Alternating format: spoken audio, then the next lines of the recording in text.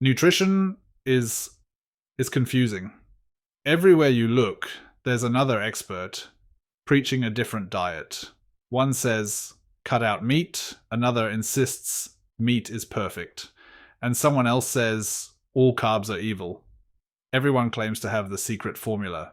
But how do we cut through that noise and figure out what truly matters? One way is to go back to first principles.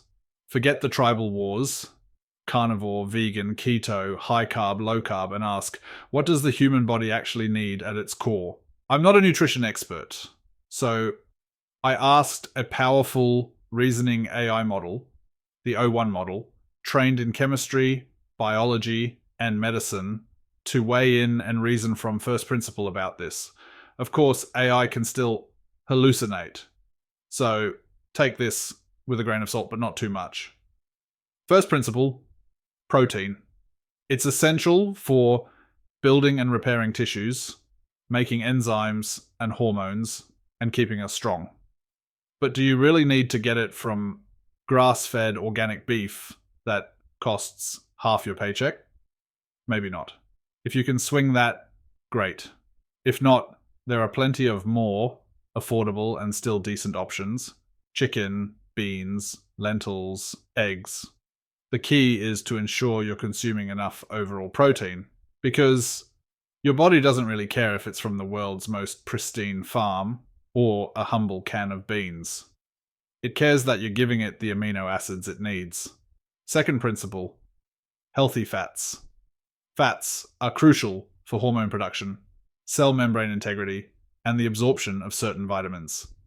We often hear about omega-3s from fish or flax seeds, and yes, those are great.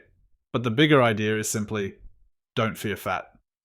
Instead, aim for unprocessed sources like avocados, olive oil, nuts, seeds, or fatty fish, if it's accessible and fits your budget.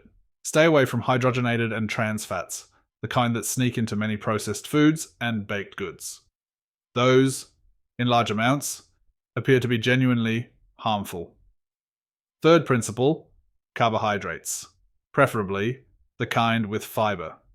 You can get them from whole grains, oats, brown rice, whole grain pasta, or from fruits and vegetables. Carbs are a quick fuel source, and along with fiber, they support a healthy digestive system. Some diets like keto swear carbs are the enemy. For some people with certain goals or medical conditions, that might be useful, but for many it's overkill. Whole grains and plant-based carbs can be part of a balanced diet that keeps you energized and satisfied. Refined carbs and sugars, on the other hand, can spike blood sugar levels and lead to crashes, weight gain, and potential chronic diseases if overconsumed. So it's less all carbs are bad, and more about choosing the right ones and avoiding excess sugar. Fourth principle, micronutrients, vitamins and minerals. These are often overlooked in fad diets because people get so caught up in macros like protein, carbs, and fat. Yet your body relies on a broad spectrum of vitamins and minerals for countless biochemical reactions. Aim for a variety of colorful fruits and vegetables, maybe some nuts or seeds, or a multivitamin if your diet is lacking. But variety is key. The more diverse your diet, the higher the chance you'll pick up all the different micronutrients you need. Fifth principle, water. Sounds obvious, but hydration is a big deal. Water is necessary for nearly every bodily function, transporting nutrients, regulating body temperature, flushing out waste. Yes, certain beverages like coffee or tea can count toward your fluid intake, but a simple rule is to make plain water your main hydration source. It's cheaper and usually healthier than sugary drinks. Now let's face another reality.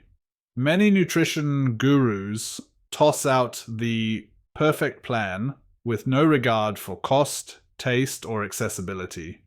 Grass-fed, organic, superfood everything might be fantastic, but if you can't afford it, or it's too inconvenient to prepare, that's not a sustainable option for daily life. The best diet in theory means nothing if you give up on it in 2 weeks, because it's too expensive, too time-consuming, or you simply hate the flavors.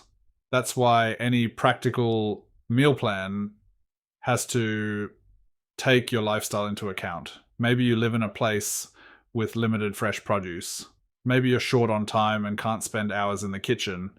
Or maybe you're on a tight budget and can't justify high-end specialty items. Whatever your situation, you can still apply those first principles in a more accessible, flexible way. Consider a typical day. Start with a basic breakfast. Oatmeal with nuts or seeds for healthy fats and extra protein, plus some fruit to get fiber, vitamins, and natural sweetness. If you're not into oatmeal, try eggs with whole grain toast, or a simple smoothie with spinach, a banana, and peanut butter. These are cheap, relatively easy, and they respect those first principles: protein, healthy fat, some complex carbs, and a dose of micronutrients. For lunch, think about batch cooking. Cook a large pot of brown rice or quinoa at the start of the week. Store it in the fridge. Then, each day, you can quickly pair that with a protein source: chicken, beans, lentils, tofu, plus some veggies. Frozen veggies are a great budget-friendly and time-friendly option. Season them with salt, pepper, garlic powder, or any spices you like. Your meal might not look like a fancy Instagram dish, but it'll cover your bases and won't break the bank. Snacks can be as simple as fruit, yogurt, nuts, or cut-up vegetables with hummus or peanut butter. Again, this is about meeting the first principles: protein, healthy fats, fiber, and micronutrients, rather than chasing the perfect snack that costs too much or takes forever to prepare. By dinner time, you could switch it up with a different protein. Maybe fish, if you can get it, or a cheaper cut of meat if that's your preference, or a plant-based protein if you're vegetarian. Serve it with a whole grain or starchy veggie, like sweet potato or brown rice, plus a side of greens or other veggies.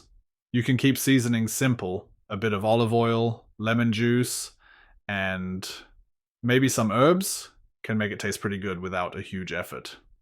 Not into fish? Switch it for chicken thighs, tofu, or tempeh. Can't stand broccoli? Swap it for peppers, onions, or mushrooms. The idea here is flexible structure. You hit your protein, healthy fats, some complex carbs, fiber, and a range of micronutrients while avoiding heavily processed, sugary, or salty foods most of the time.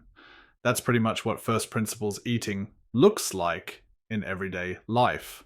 You might wonder, do you need fancy superfoods, goji berries, spirulina, chia seeds, and so on?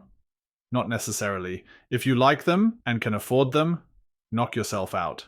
But they're not the foundation of a healthy diet. They're more like optional extras.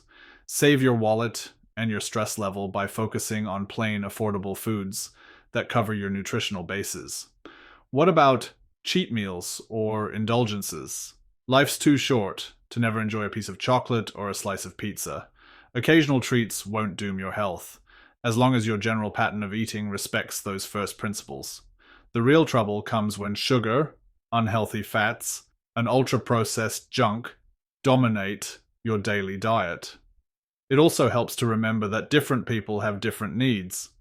An athlete might need more protein or calories. An office worker who sits all day might need fewer. Some might have specific health conditions like diabetes or high cholesterol that require extra caution with certain nutrients. So if you hear any channels saying, "This one plan is perfect for everyone," be wary. Our bodies and circumstances vary. By now you might notice a pattern. None of this is shocking or revolutionary. Eat a balanced mix of protein, fats, and carbs. Emphasize whole foods over processed junk. Drink enough water. Get some fruits and vegetables. Avoid extreme amounts of sugar, salt, and trans fats. Why does it sound so simple, yet so many channels make it complicated? Because complicated sells. Ultra-specific dogmatic advice that says, never eat carbs or meat is poison, can be more click-worthy than balanced, realistic guidance. But if your goal is a long-term practical eating strategy, extreme rules often backfire. Finally, don't forget that a sustainable diet is not just about nutrition. It's about your mental and emotional well-being, your cooking skills or lack thereof, your financial situation, and your personal tastes. A purely kale and quinoa plan might look perfect on paper, but if it makes you miserable and hungry, you'll drop it. Likewise, if you're living on fast food and candy bars because they're cheap and easy, you can improve your diet dramatically just by adopting a few simple healthy staples: brown rice, beans, frozen veggies, and some kind of protein. So that's the essence of thinking about food from first principles. Identify what the body needs, ignore the tribal extremes, and figure out how to make it all work in your real life. It doesn't need to be fancy or expensive. It just needs to be consistent, balanced, and grounded in what really matters for basic human health. Cut through the noise, think for yourself, and find a way to eat that's both nourishing and practical. It's less glamorous than miracle diets, but it just might be the most reliable path to feeling good in your own body, without losing your mind or your wallet in the process.